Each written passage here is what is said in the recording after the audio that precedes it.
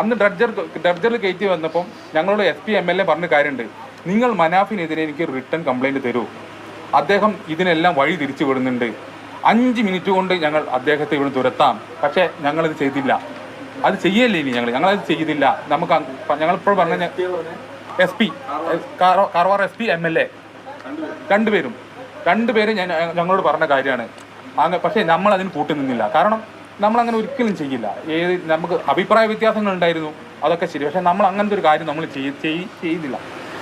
അങ്ങനെ ഈ ആക്ഷൻ കമ്മിറ്റിക്കാർ വരികയും ഈ രീതിയിലുള്ള നിങ്ങൾക്ക് തോന്നുന്നുണ്ടോ അവിടെ കിട്ടും, ഞങ്ങൾക്കെല്ലാം വ്യക്തമായ കാഴ്ചപ്പാടുണ്ട്. അതിന് പുറത്താണ് അവിടെ നിൽക്കുന്നതും എല്ലാ കാര്യങ്ങളും.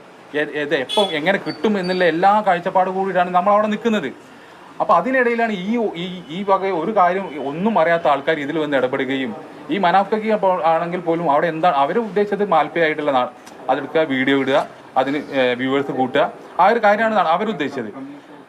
അപ്പം ഈ വ്യക്തമായുള്ള കാര്യങ്ങൾ ഞങ്ങൾ അവിടെ ധരിപ്പിച്ചു. അതിനുശേഷമാണ് മാധ്യമങ്ങളെല്ലാം ആ ഡ്രഡ്ജറിൽ കയറ്റിയത്. എല്ലാവർക്കും ഓർമ്മ ഉണ്ടാകും കരുതുന്നു. അതിനുശേഷം എല്ലാ മാധ്യമങ്ങളിലെയും മറ്റാൾക്കാരെയും ആ ഡ്രഡ്ജറിൽ കയറ്റുകയുണ്ടായി. പക്ഷേ ഈ കാര്യം കോൺഫിഡൻഷ്യൽ ആയിരുന്നു. ഈ കാര്യം വളരെ കോൺഫിഡൻഷ്യൽ കാര്യമായിരുന്നു. അത് നമുക്കും പറയാനുള്ള, ആരോടും പറയാനുള്ള പെർമിഷൻ ഉണ്ടായിരുന്നില്ല. അങ്ങനെ ഇരിക്കുമ്പോഴാണ് പിന്നെ 25-ാം തീയതി രാവിലെ തന്നെ ഈ ഡൈവിങ്, അതായത് ആ ഭാഗത്തു നിന്ന് ഡൈവിങ് ചെയ്ത് ഏകദേശം 2 ഇഞ്ചോളം മണ്ണ് കൈകൊണ്ട് മാറ്റിയതിന് ശേഷമാണ് വണ്ടി കണ്ടതും.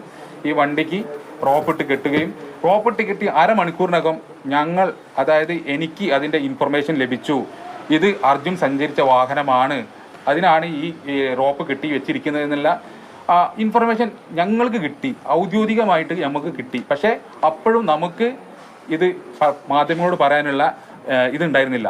അന്ന് 2 മണിയാകുമ്പോഴേക്കാണ് ഈ വാഹനം ഉയർത്തുന്നതും പൊതുസമൂഹം ഇത് അർജുൻ്റെ വാഹനമാണ്, അതിൽ അർജുൻ ഉണ്ട് എന്നുള്ള വിവരം അറിയുന്നത് അങ്ങനെയാണ്.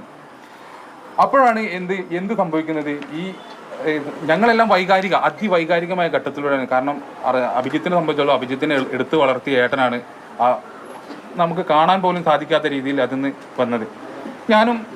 എനിക്ക് എൻ്റെ അളിയൻ മാത്രമായിരുന്നില്ല, ഒരു സഹോദരൻ, ഇവർക്ക് എല്ലാവർക്കും അറിയാം ഞങ്ങൾ എങ്ങനെയെന്ന്. അതൊന്നും കൂടുതൽ നമ്മൾ അതിനെക്കുറിച്ചൊന്നും പറയുന്നില്ല. ഞങ്ങൾ കരഞ്ഞ് തളർന്നിരിക്കുന്ന ഒരു അവസ്ഥയായിരുന്നു. മാധ്യമങ്ങൾ ആ സമയത്ത് മാധ്യമങ്ങൾ അവരുടെ ഡ്യൂട്ടി പെർഫെക്റ്റ് ആയിട്ട് ചെയ്തു. അതിവൈകാരികമായിട്ടാണ് പല മാധ്യമ പ്രവർത്തകരും അവിടെ നിന്ന് റിപ്പോർട്ട് ചെയ്തത്. അന്നാണ് മനസ്സിലായി മാധ്യമപ്രവർത്തനം ഇങ്ങനെ ഒരു തലവും ഉണ്ടെന്ന് നേരിട്ട് കണ്ട് ഒരു വ്യക്തികളാണ് ഞങ്ങൾ. അവരും കരഞ്ഞുകൊണ്ട് റിപ്പോർട്ട് ചെയ്ത ആൾക്കാരാണ് അതിൽ ഭൂരിഭാഗവും. കാരണം തുടക്കം മുതൽ നമ്മുടെ കൂടെ നിൽക്കുന്ന ആൾക്കാരാണ് ഈ മാധ്യമപ്രവർത്തകരെല്ലാവരും. അപ്പോൾ ഈ സമയത്താണ് പുള്ളി അവിടെ നിന്ന് പറയുന്നത്, ഗംഗാവലി പുഴയിൽ അങ്ങനെ അർജുനെ ഇട്ടു പോകാൻ ഇല്ല എന്ന് പറഞ്ഞിട്ട് ഒരു ഡയലോഗ് അടിച്ചതും അത് സോഷ്യൽ മീഡിയ ഏറ്റുപിടിച്ചും അതിൻ്റെ കൂടെയാണ് ഈ കാര്യങ്ങളൊക്കെ പിന്നീടുള്ള കാര്യങ്ങളും എല്ലാം ഉണ്ടായത്. അപ്പോൾ ഇതിൽ യഥാർത്ഥമായിട്ട് നമുക്ക് ചെയ്തു തന്ന കുറച്ച് ആൾക്കാരുണ്ട്. ഈ രാഘവേട്ടനും AKM, അതേപോലെ നമ്മുടെ മന്ത്രിമാർ, chief minister Pinarayi Vijayan, Siddaramaiah, DK Shivakumar, ഒരുപാട് എണ്ണിയാൽ തീരാത്ത, അതിലുപരി നന്ദി പറയേണ്ട ആണ് കേരളത്തിലെ പൊതുസമൂഹം. അവർ ഞങ്ങളുടെ കൂടെ നിന്നു. ഇതാണ് ഇതിലെ വാസ്തവം. ഇത്രയാണ് ഞങ്ങൾ ഈ കാര്യത്തിൽ നമുക്ക് എന്താ പറയുക ഇങ്ങനെ പറയാനായിട്ടുള്ളത്. കാരണം നമ്മൾ ഇത് ഒരിക്കലും ഇങ്ങനെ ഒരു കൂടിക്കാഴ്ച ഇനി ഈ ഒരു വിഷയത്തിൽ ഞങ്ങളെല്ലാം നിർത്തിയ ഒന്നുമില്ല. ഇനി നമ്മളെ സംബന്ധിച്ചോളം നമ്മളെ കാര്യങ്ങളൊക്കെ കഴിഞ്ഞു. പക്ഷേ ഇതിൽ പൊതുജനങ്ങൾ ഇതിൽ കബളിക്കപ്പെടുന്നുണ്ട്. അതെ, ഒരാളിലേക്ക് മാത്രം. അതിലൊന്നും നമ്മളെ സംബന്ധിച്ചോളം നമുക്കൊന്നും അതിൽ വരാതില്ല. ഒരാളിലേക്ക് പോകുന്നതിലും അതൊന്നും നമ്മളെ ഞങ്ങളെ സെന്റിമെന്റ്സിനെ മുതലാക്കിക്കൊണ്ട് നമ്മുടെ ഇമോഷനെ വിറ്റിട്ടാണ് ഈ കാര്യങ്ങളൊക്കെ നടക്കുന്നത്.